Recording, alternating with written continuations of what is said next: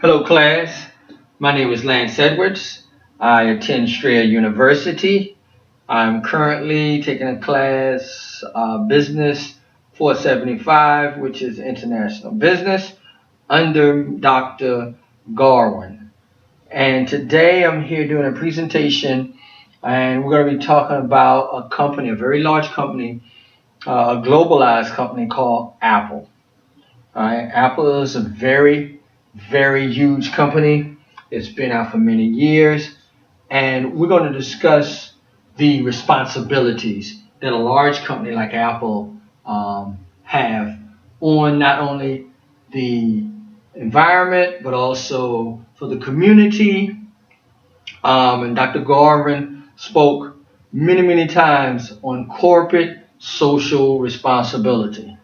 So we're going to discuss corporate social responsibility, and we're going to focus a lot on the supply chain. Okay, the supply chain, which is one of the largest part of an organization. That is the chain that comes from creating the product all the way through to retail. All right.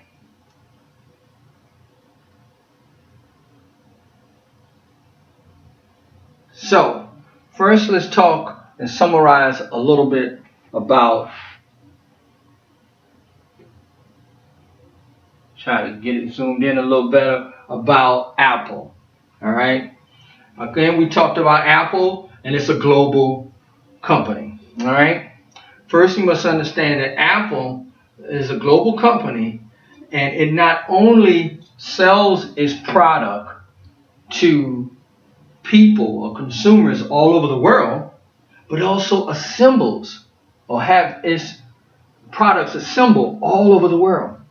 Okay? So it's two phases to it.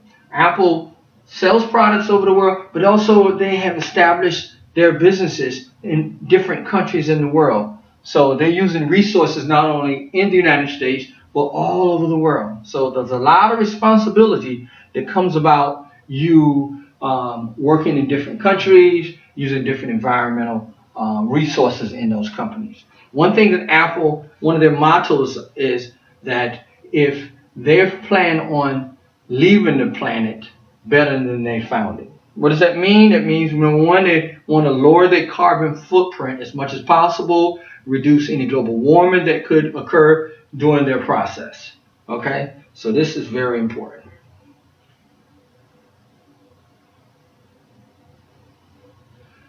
Okay, so we say we're going to talk about the supply chain. Let's talk about how they monitor the supply chain. Okay, this is very critical in a company to make sure that your supply chain is on the same page or agrees to the same thing that you do. All right, one of the main things that Apple does with their suppliers is they have what they call a supplier code of conduct, Apple supplier code, which is a code, see right here, supplier code of conduct. So each supplier must sign a supplier code of conduct. All right, what does that mean? That's pretty much like when you started a business or you start working for a company, let's just say.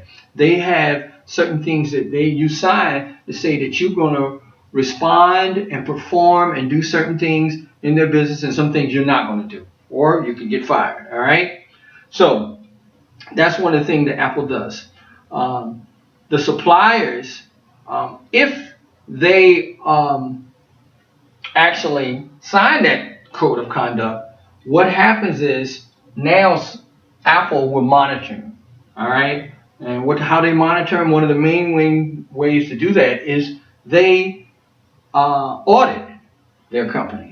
Their supply chain or the suppliers. And when they audit suppliers, if they audit suppliers and they find a problem, Apple will work closely to get suppliers back on track. All right?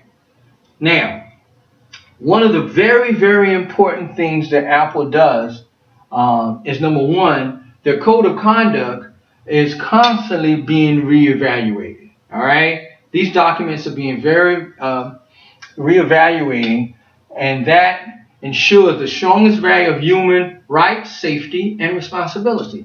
So I'm going to talk about that real briefly. Number one, when you do a code of conduct, let's say Apple did one 15 years ago, all right? Do you really think that that code of conduct should be the same today? Absolutely not, right? Because as things change, as rules and regulations of things, technology change, environmental responsibilities of certain requirements change. All these things change, and when they change, the code of conduct must change as well. Okay? That's very important. And by them reevaluating, making those changes, they are creating a strong value of human rights, safety, and responsibility. Not only that, a lot of Apple's code in their code of conduct actually either meets the requirements of local and state authorities, but a lot of times it supersedes their codes. So they're either on the same line with the codes or above. Okay?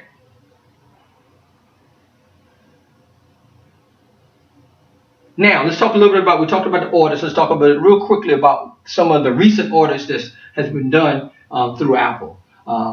In 2014, Apple performed 633 audits covering over 1.6 million workers. All right, that's huge, guys. 1.6 million workers they audited. Also in the same year, they audited suppliers in 19 countries.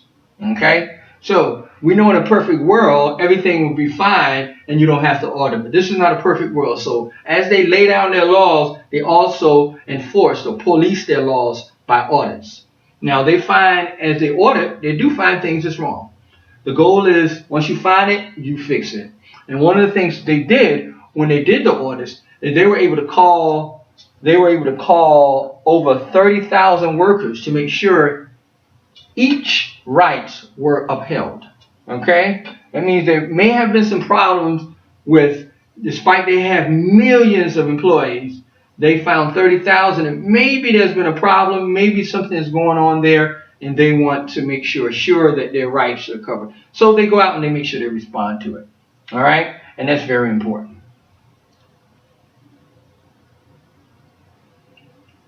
Okay, so now let's talk about labor and human rights. All right? Labor and human rights. Human rights are very important. All right? And one of the goals is, when we talk about social responsibility, part of that social responsibility is taking care of your employees, okay?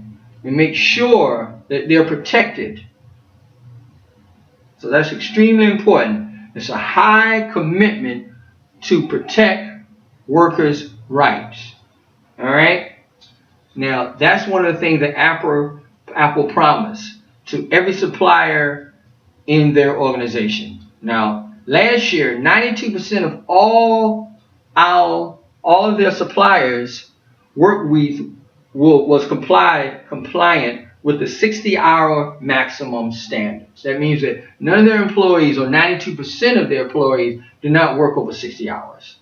Now, we think that's light, and what does that mean? But that means basically, you've heard of sweatshops where, you go into these developing countries and you get these people to work, and they work from sun up to sundown for a couple of dollars, and you make them work, you don't give them overtime, but you work them entirely. Well, this is a little different, Apple. They make sure these things don't happen. They make sure that their human rights are withheld, no unethical work is being performed, and they live by their rule.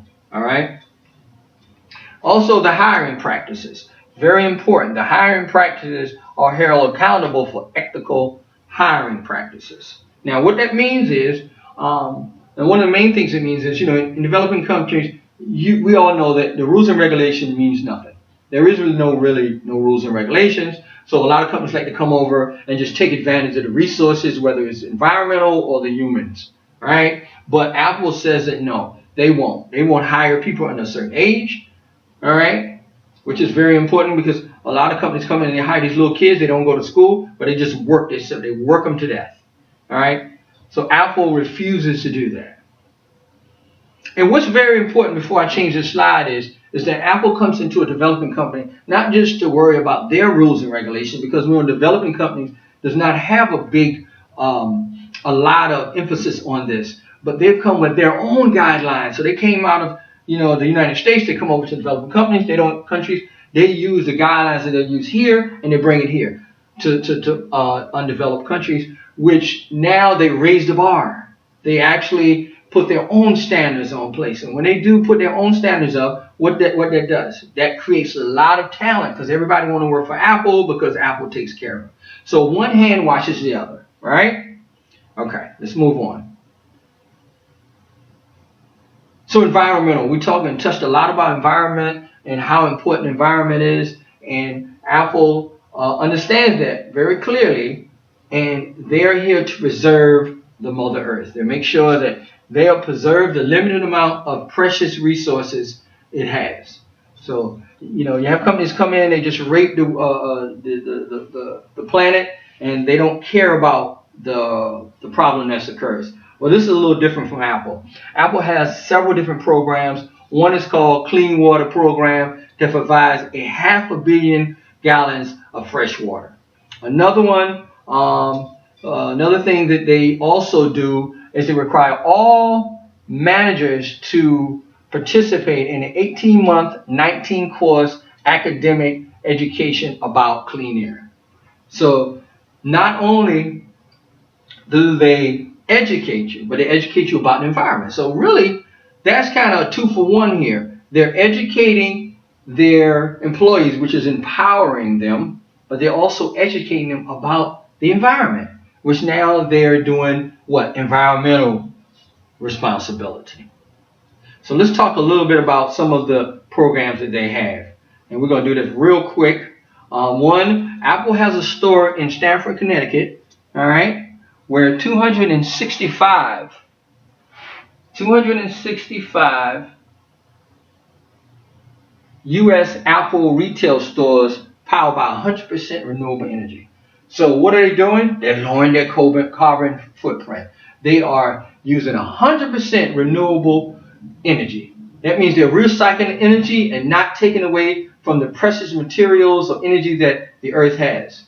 All right, there's another one here that we'll talk about is recycling again. We recycle over 75% of their materials from the existing buildings to use in their new headquarters. So, wow, that's great. They're taking, instead of just tearing down buildings like you see all the time and then building up new buildings and just dumping the other old building material away, they take those same materials, they reuse it, reapply it, and build new buildings. Okay? It also shows that here, Apple, over 30% less energy is consumed in a typical R&D office building. R&D means research and development. So in their research and development buildings, they're using 1/3 less energy in their buildings. Okay? Look at here. They're also working in China. So all the way across the world, they have a clean water program all the way in China.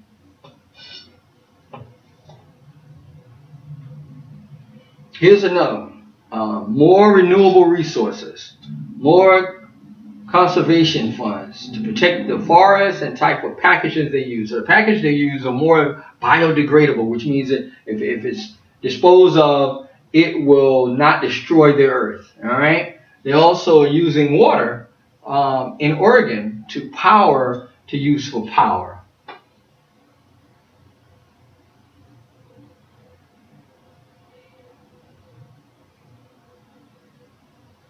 All right, so let's talk about a little about accountability. So accountability is very important. You say you do things, but do you really do it? Can you really prove that you do it? Are you accountable for these things? Well, Apple is very accountable because what do? Every year they publish the top 200 suppliers. Okay, they list the names of the suppliers, and they also give verification of the audits. So when they audit those companies, they'll give you what they found when they audit it, how well they are doing. Okay. They also share the detailed internal standards beyond our code of conduct. All right. So what we spoke about earlier is exactly what we have written here. A lot of their standards are higher or above the state and local requirements, which means now Apple set their own bars. All right. Thank you.